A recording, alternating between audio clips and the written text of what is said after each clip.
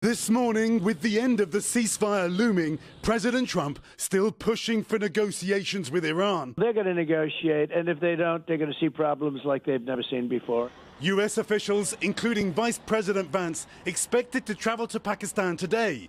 But the situation is delicate, and Iran's participation still in question. Iran says, so far, no decision has been made. We're on the brink of a deal, and if not, the president as commander-in-chief still has a number of options at his disposal that he's unafraid to use. But the man who led Iran's delegation for the first face-to-face talks here in Islamabad, posting a defiant message. We do not accept negotiations under the shadow of threats. And over the past 2 weeks, we have prepared to reveal new cards on the battlefield. While President Trump writing, he will not rush the United States into making a deal that is not as good as it could have been. The president telling The Hill website he is not being urged by Pakistan's mediators to lift his blockade around the Strait of Hormuz. You are entering the area of a military blockade.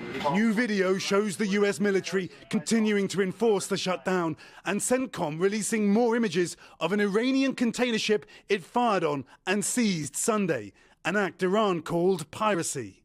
This morning, marine traffic data shows a dozen ships transited the strait in the past 24 hours, far below pre-war levels, with all eyes now on the potential negotiations. And meanwhile, Craig, what may be an important diplomatic intervention, China's President Xi, after a call with Saudi Arabia's Crown Prince, saying in a statement the Strait of Hormuz should, quote, maintain normal passage. Craig? Keir Simmons for us there in Islamabad. Keir, thank you.